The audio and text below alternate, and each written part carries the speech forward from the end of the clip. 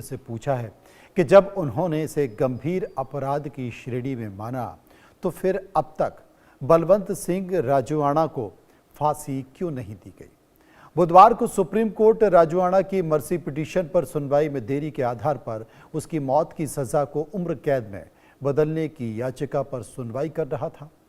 Supreme court के इन तल्ख सवालों पर के.एम. नटराजन ने कहा कि वो इस बारे में जल्द से जल्द जवाब देंगे।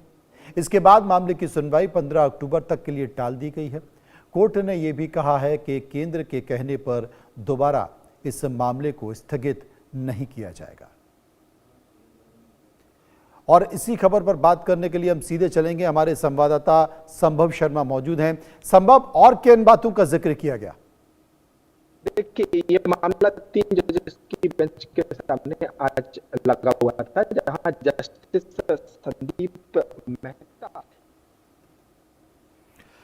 संभव, आपकी आवाज ठीक नहीं आ रही है, कुछ तकनीकी खराबी दिखाई दे रही है। आपको बता दें कि ये पंजाब के पूर्व मुख्यमंत्री बेअंत सिंह की हत्या से जुड़ा हुआ ये पूरा मामला है और जिस पर हत्या का आरोप है बलवंत राजोआणा, उनको अब तक फांसी क्यों नहीं दी गई है?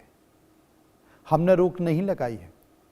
फांसी पर केंद्र से भी सुप्रीम कोर्ट ने सवाल पूछे हैं, तल्ख टिप्पणी की है और ये कहा कि अब तक फांसी क्यों नहीं दी गई, हमने फांसी पर कोई रोक नहीं लगाई गई है, हम केंद्र के अब किसी बात के, किसी प्रस्ताव को नहीं मानेंगे।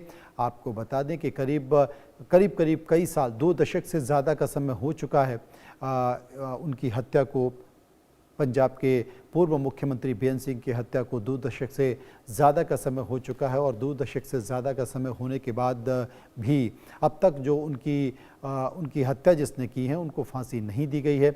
इसी बात को लेकर एक बार फिर से सुनवाई थी। असल में मर्सी पिटीशन लगाई गई थी और मर्सी पिटीशन लगाने के बाद इस तरह का मामला था। संभव शर्मा इस वक्त हमारे साथ बने हुए, उन्हीं के पास चलेंगे। संभव, क्या आपको मेरी आवाज़ मिल पा रही है? जी बिल्कुल। देखिए, जिस तरह से हम बात कर रहे थे, ये 3 जजेस की बेंच के सामने सुप्रीम कोर्ट में मामला लगा था और जस्टिस संदीप मेहता की ये तमाम टिप्पणियां जो आप हमारे दर्शकों को बता रहे हैं, ये इसलिए महत्वपूर्ण हो जाती है क्योंकि सुप्रीम कोर्ट ने केंद्र सरकार से सीधे सवाल पूछे हैं कि क्या वजह है इस तरह की डीले में, इस तरह की देरी जो मर्सी पिटीशन में हो रही है। क्योंकि पहले ही 2024 में ही सुप्रीम कोर्ट केंद्र सरकार को एक तरह से आखिरी मौका दे चुका है कि इस मर्सी पिटीशन पर निर्णय ले, एक डिसीजन लिया जाए। और अब जब ये मामला सुप्रीम कोर्ट में था तो ये तमाम सवाल जस्टिस संदीप मेहता ने सुप्रीम कोर्ट में पूछे और ये तमाम सवाल इसलिए भी इंपॉर्टेंट, महत्वपूर्ण हो जाते हैं क्योंकि केंद्र सरकार की तरफ से जब ASG additional solicitor general K M. Nataraj मामले में अपना पक्ष रख रहे थे, बात रख रहे थे, तो उन्होंने कहा कि मुझे इंस्ट्रक्शन के लिए कुछ समय चाहिए, मैं केंद्र सरकार से इस बारे में पूछूंगा।